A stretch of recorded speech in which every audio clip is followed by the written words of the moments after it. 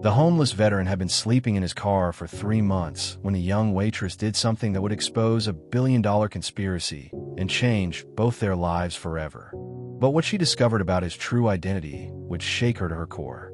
Before we dive in, make sure to subscribe, give this video a like, and tell us in the comments where in the world you're tuning in from. Now let's begin. Rain hammered the cracked pavement of Riverside Avenue like bullets from heaven, each drop exploding against the oil-stained asphalt in tiny bursts of fury. The streetlights flickered weakly, casting sickly yellow pools of light that barely penetrated the darkness, swallowing the run-down strip mall. It was nearly midnight, and most of the businesses had long since shuttered their doors, leaving only the neon sign of Murphy's all-night diner buzzing and crackling in the storm. Inside the diner, Elena Rodriguez wiped down the same counter for the 4th time in 10 minutes, her calloused hands moving in practiced circles as exhaustion weighed heavy on her shoulders. At 26, she had the weathered look of someone who'd been fighting life's battles far longer than her years suggested. Dark circles shadowed her brown eyes, and her black hair hung limp from the steam and grease that permeated every inch of the small restaurant. This was her second job of the day. She'd already pulled an 8-hour shift at the textile factory across town, her fingers still aching from operating the industrial sewing machines. But the factory wages barely covered her sick mother's medical bills, let alone rent and groceries. So here she was, pulling another all-nighter at Murphy's, serving coffee and pie to truckers, night shift workers, and the occasional drunk stumbling in from the bars down the street. Elena's mother, Carmen, had been battling stage 3 cancer for 18 months. The treatments were bleeding them dry, financially. Insurance covered maybe half the costs, leaving Elena scrambling to make up the difference. She'd already sold everything of value they owned: her grandmother's jewelry, her father's tools, even her own car, forcing her to take 2 buses and walk 3 miles between jobs every day. The doctor said Carmen had maybe 6 months left if she kept up with the chemotherapy treatments. Without them, it might be 6 weeks. Every dollar Elena earned wasn't just money. It was time. Time with her mother. Time to say goodbye properly. Time to make peace with the woman who'd raised her alone after Elena's father died in a construction accident when she was 12. But Elena was drowning. Even working 16 hours a day, 7 days a week, she was falling behind. The hospital had started calling daily about overdue payments. Her landlord had already given her 1 extension on rent. And yesterday, the pharmacy had refused to fill Carmen's prescription until Elena could pay down their outstanding balance. She was 1 crisis away from losing everything that mattered. Through the rain-streaked window, Elena noticed something that made her pause mid-wipe. Parked under the broken streetlight at the far edge of the lot sat an old Ford sedan, its paint faded and body-dented. Steam rose from its hood, and she could see a figure slumped in the driver's seat. Elena frowned, setting down her rag. The car had been there when she'd arrived for a shift 4 hours ago, and it hadn't moved since. In weather like this, with temperatures dropping into the 30s, sitting in a broken-down car could be dangerous. She grabbed her rain jacket from behind the counter and pushed through the diner's front door. The wind hit her immediately, driving cold droplets against her face as she jogged across the parking lot. As she got closer, she could see the figure more clearly. An older man, maybe in his 50s, wearing a threadbare military jacket. His gray beard was unkempt, and even through the fogged windows, she could see him shivering. Elena tapped gently on the driver's side window. The man startled, his hand moving instinctively towards something she couldn't see before his eyes focused on her. Slowly, he rolled down the window, just a crack. "You okay?" Elena called over the sound of the rain. "Your car looks like it's having trouble." The man studied her for a long moment, his blue eyes wary but not hostile. "Radiator shot," he said finally, his voice hoarse. "Waiting for it to cool down, so I can add some water, see if she'll make it a few more miles." Elena noticed the careful way he spoke, the straight posture despite his obvious exhaustion. Military bearing, her father would have called it. "When's the last time you ate something hot?" A bitter smile crossed the man's face. "What day is it?" "Tuesday. Then Sunday, I think." Elena made a decision that would change both their lives forever. "Come inside. Get warm, get some food. We'll figure out your car after the rain stops." The man shook his head. "I appreciate the offer, but I don't have money for..." "Did I ask for money?" Elena interrupted, her tone gentle but firm. Come on, I'm getting soaked out here, and you're probably hypothermic. Something in her voice, maybe the genuine concern, maybe just the simple human kindness, broke through his defenses. Slowly, he opened the car door and climbed out. Elena noticed the careful way he moved, favoring his left leg, and the thin green jacket that offered little protection against the storm. I'm Elena, she said as they hurried toward the diner. Thomas, he replied. Thomas Mitchell. What Elena didn't know was that Thomas Mitchell wasn't just another homeless veteran down on his luck. 3 months ago, he'd been Lieutenant Colonel Thomas Mitchell, decorated Army engineer with 22 years of service and a spotless record. He'd been working as a defense contractor for Meridian Industries, one of the largest military suppliers in the country, when he'd stumbled across something that wasn't supposed to exist. Financial records, shell companies, payments to foreign accounts, evidence that Meridian had been selling defective body armor to the military, armor that was failing in the field and getting soldiers killed. When Thomas had tried to report it through proper channels, he'd been told his services were no longer needed. When he'd threatened to go to the press, he'd been arrested on fabricated charges of embezzlement and treason. The charges hadn't stuck. There was no evidence because there was no crime, but they'd served their purpose. His security clearance was revoked, his reputation destroyed, his military pension frozen, pending investigation. Within weeks, he'd lost his apartment, his car, everything he'd worked for over 2 decades of service. And someone was still watching him, following him, making sure he stayed quiet. Inside the warm diner, Elena guided Thomas to a corner booth away from the windows. She brought him a steaming cup of coffee first, watching as his trembling hands wrapped around the ceramic mug like it was a lifeline. Thank you, he said quietly. You don't know what this means. Elena was already moving toward the kitchen. Save the thanks until you taste my cooking, she said with a smile that didn't quite hide her own exhaustion. Fair warning, I'm better with a sewing machine than a spatula. She prepared a plate of meatloaf, mashed potatoes, and green beans. Simple comfort food, but hot and filling. As she worked, she found herself studying Thomas through the service window. Despite the shabby clothes and obvious homelessness, there was something about him that suggested he hadn't always lived this way.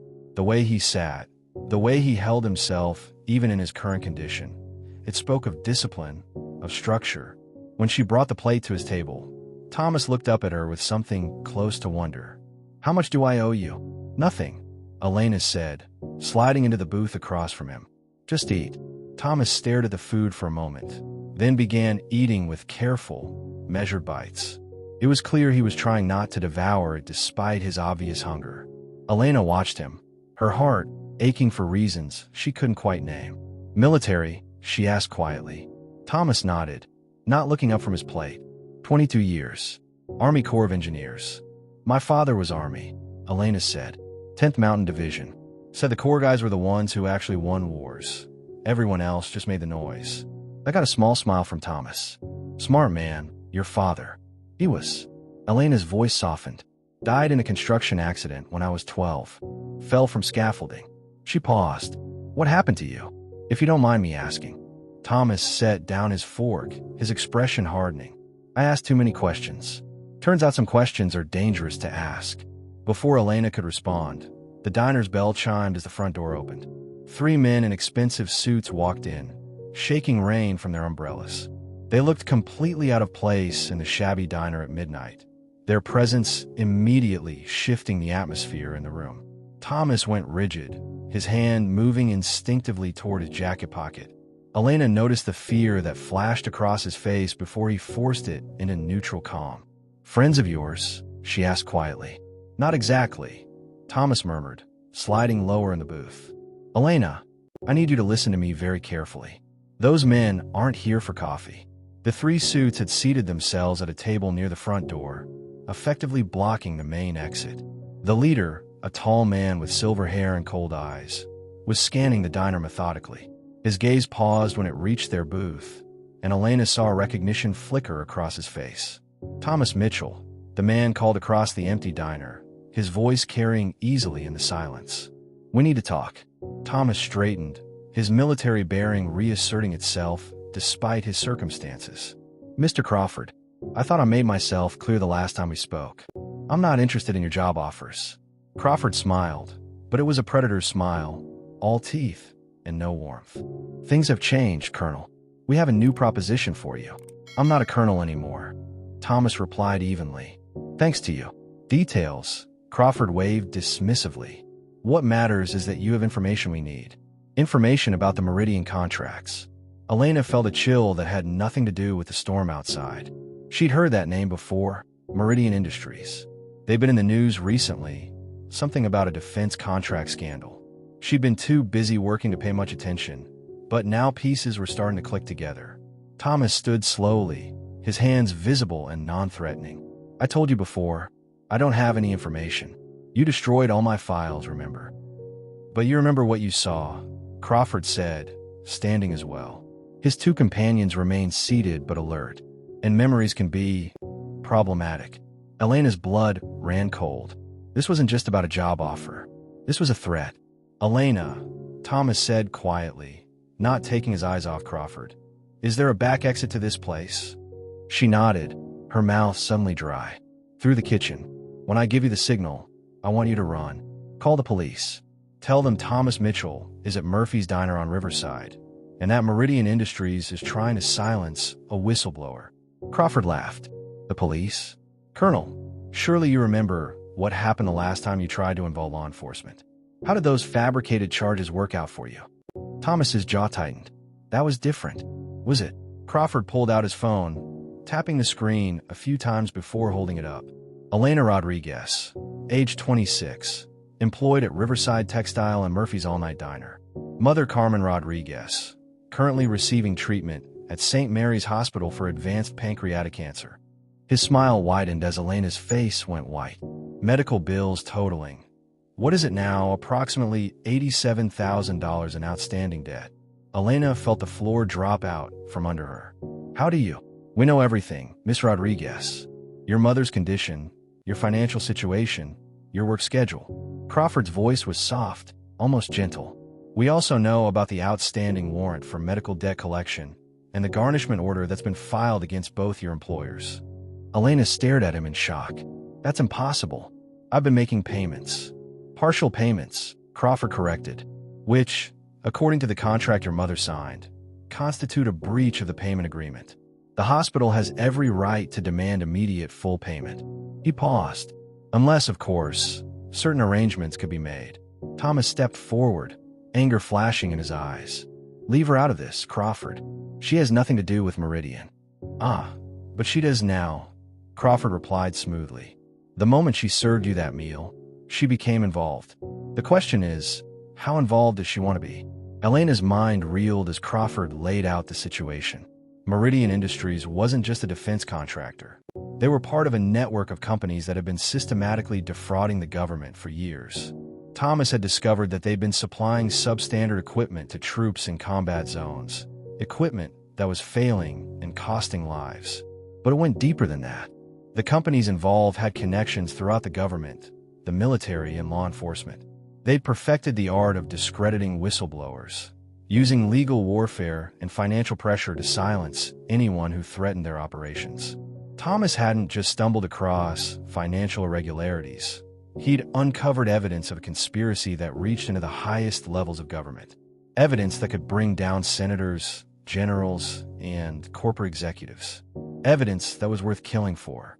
Here's what's going to happen, Crawford continued, his voice taking on a businesslike tone. Miss Rodriguez, you're going to forget you ever met Thomas Mitchell. You're going to go home, continue your jobs, and take care of your mother. In exchange, we'll make sure her medical bills disappear. Full payment, complete discharge of debt.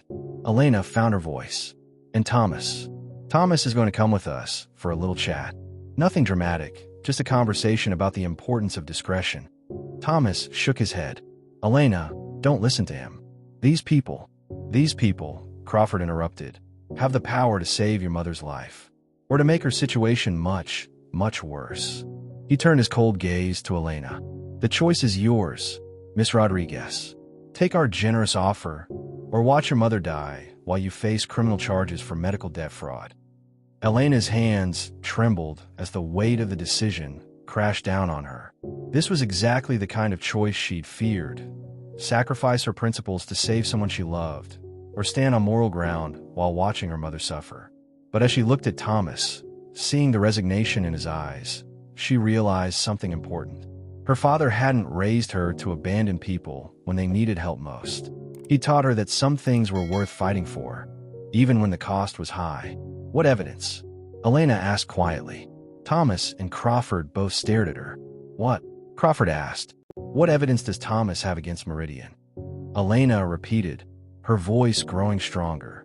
"You wouldn't be this desperate to silence him if he didn't have something concrete."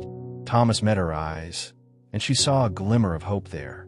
"Financial records, communications between Meridian executives and Pentagon officials, proof that they knew their body armor was defective and shipped it anyway." Crawford's expression darkened. "Miss Rodriguez, I strongly advise you not to." "Where is it?" Elena interrupted. Thomas hesitated, then seemed to make a decision. "Safe deposit box. First National Bank on Cedar Street.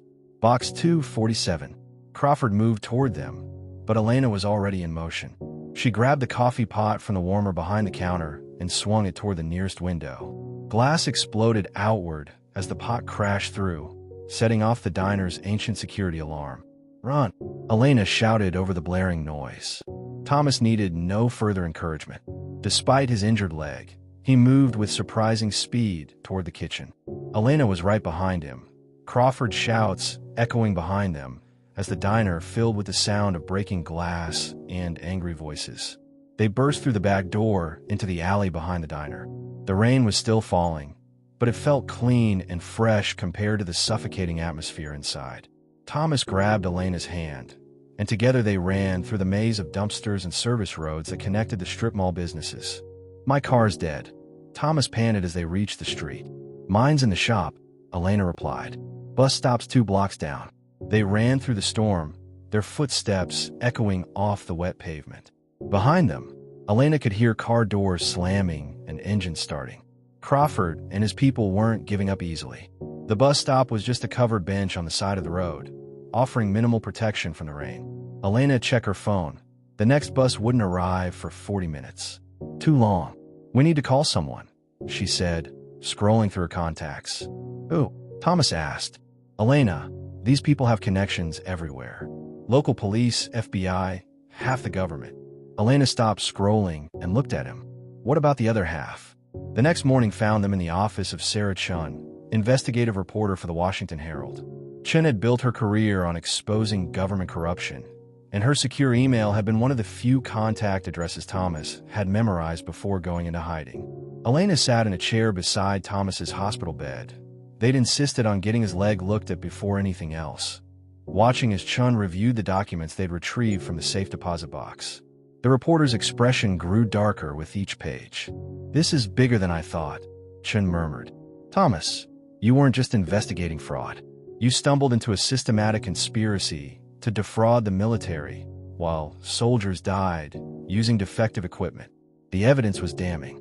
Internal memos discussing known defects in body armor, financial records showing payments to Pentagon officials, communications between Meridian executives joking about expendable grunts and acceptable losses. But the most damaging evidence was a recording Thomas had made during his last meeting with his Meridian supervisor. The man's voice was clear as he explained how they'd been buying substandard materials from overseas suppliers, repackaging them with fraudulent safety certifications, and selling them to the military at premium prices. "How many soldiers?" Elena asked quietly. Shin looked up from the documents. "Based on these production numbers and deployment records, potentially hundreds, maybe thousands." Elena felt sick. These weren't just numbers on a spreadsheet. These were real people. Sons and daughters, fathers and mothers, who died because someone wanted to increase their profit margins. "What happens now?" Thomas asked. "Now we go public," Shin replied. "But I have to warn you, they're going to fight back hard. They've already tried to destroy you once, Thomas. And Elena, by helping him, you've made yourself a target too." As if summoned by her words, Elena's phone rang. The number was blocked, but she answered anyway. "Miss Rodriguez." It was Crawford's voice, smooth as silk and twice as dangerous. "I trust you've had time to reconsider our generous offer." Elena looked at Thomas, Then at the evidence spread across Chen's desk. She thought about her mother, lying in a hospital bed, dependent on treatments Elena could barely afford. She thought about the soldiers who died wearing defective armor. She thought about her father, who taught her that some things were worth more than money or safety. "Go to hell," Elena said, and hung up. Within hours, Crawford had made good on his threats. Elena arrived at the textile factory to find her supervisor waiting with a termination letter. "Budget cuts," he explained apologetically, but Elena could see the fear in his eyes. Someone had gotten to him. The hospital called next. Carmen's insurance had been suspended pending investigation of irregularities in her coverage. Without insurance, they couldn't continue her treatments. Elena sat in her mother's hospital room, holding Carmen's frail hand while explaining the situation.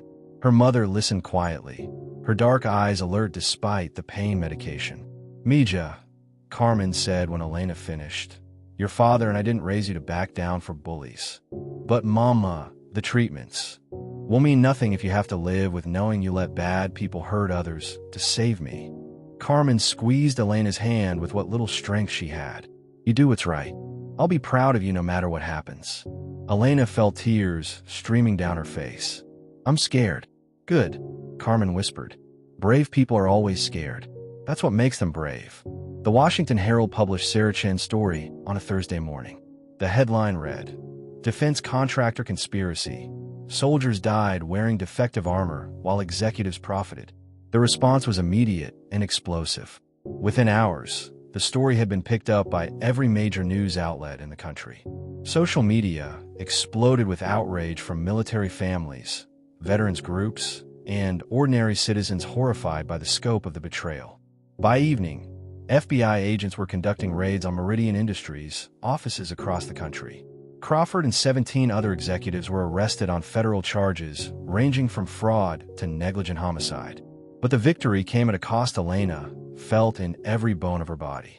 6 months later, Elena stood in the gleaming lobby of the Justice Department building in Washington, D.C., wearing a navy blue dress she'd bought specifically for the occasion.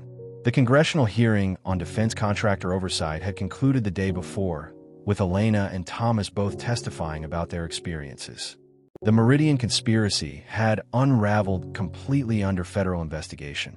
43 executives faced criminal charges. 7 Pentagon officials had been arrested. Congress had passed new oversight legislation with bipartisan support. The families of soldiers who died due to defective equipment were receiving compensation, though Elena knew no amount of money could truly compensate for such a loss. Thomas walked up beside her, looking healthier than she'd seen him since that first night in the diner. The government had restored his military pension and benefits, and cleared his record of all the fabricated charges. He was clean-shaven now, wearing a crisp suit, but Elena could still see the shadows of what he'd endured in his eyes. "How's your mother?" he asked quietly. Elena smiled, and this time it reached her eyes. "Good days and bad days, but she's fighting. The new treatment protocol is showing promise." She paused. The settlement from the lawsuit helped. "It's strange. We have better insurance now than we ever did before. And you? How are you holding up?" Elena considered the question. She'd lost both her jobs, faced death threats, and spent 3 months living in protective custody while the investigation proceeded. Her mother's cancer was in remission, but still required ongoing treatment. Everything about her life had changed, but she was also part of something bigger now. The Elena Rodriguez Foundation, established with her portion of the whistleblower reward, was working to support military families and expose corporate corruption. She'd been offered jobs by 3 different newspapers and a book deal from a major publisher. "I'm different," she said finally. "I used to think the world was too big for someone like me to make a difference, that I was just one person trying to survive. And now..." Elena looked out through the glass doors at the bustling streets of Washington. Somewhere out there were people in positions of power who thought they could abuse that power without consequences. Somewhere out there were others like Thomas, with knowledge of wrongdoing, but afraid to speak up. Somewhere out there were people like her old self, convinced they were powerless to change anything. "Now I know better," she said. "Sometimes one person is exactly what it takes." Thomas nodded. "Your father would be proud." "My mother is proud," Elena replied. "That's enough." As they walked out of the Justice Department building together, Elena thought about that rainy night 6 months ago when she'd made the decision to help a stranger. She thought she was just offering a hot meal and temporary shelter. She'd had no idea she was stepping into a fight that would expose one of the largest defense contractor scandals in history. But maybe that was the point. Maybe the biggest changes in the world started with small acts of kindness between strangers. Maybe courage wasn't about knowing you could win. It was about deciding that some things were worth fighting for regardless of the outcome. Elena Rodriguez had learned something that night that she'd carry with her for the rest of her life. In a world that often felt too big and too corrupt to change, sometimes all it took was one person willing to do the right thing, regardless of the cost. The rain had stopped falling, but its effects would ripple outward for years to come. 3 years later, Elena stood on a stage at Georgetown University, delivering the keynote address to the graduating class of journalism students. Behind her, a large screen displayed photos of the soldiers whose lives had been lost due to defective equipment and whose families had finally received justice. Courage isn't the absence of fear, she told the sea of young faces before her. It's the decision that something else is more important than your fear. In that diner, on that rainy night, I was terrified. Terrified of losing my job, my home, my mother's medical care. But I was more afraid of living with myself if I walked away from someone who needed help. She paused, scanning the audience. Each of you will face moments like that in your careers. Moments when you have to choose between what's safe and what's right. When you have to decide if your comfort is worth more than someone else's life. I hope you'll remember that the world doesn't change because powerful people suddenly decide to be better. It changes because ordinary people decide they've had enough. The applause that followed was thunderous, but Elena barely heard it. In the front row, she could see Thomas applauding along with everyone else. Beside him sat Sarah Chun, who'd won a Pulitzer Prize for her reporting on the Meridian scandal. In the third row, looking frail but determined, sat Carmen Rodriguez, her cancer in full remission and her eyes bright with pride. But what moved Elena most was seeing the young faces in the audience, bright with possibility and determination. Tomorrow's journalists, investigators, and advocates. People who might face their own versions of that rainy night, their own moments of choice between safety and justice. She hoped they'd make the right choice. She believed they would, because sometimes all it takes is one person willing to offer a warm meal and a kind word to a stranger. Sometimes that's how revolutions begin. If this story moved you and reminded you that ordinary people can achieve extraordinary things when they choose courage over comfort, please hit that like button and subscribe for more stories of real people making a real difference in our world. Because in a time when it feels like nothing we do matters, these stories remind us that everything we do matters, especially the small acts of kindness that we think no one will ever notice. Sometimes the whole world is watching. See you in the next video.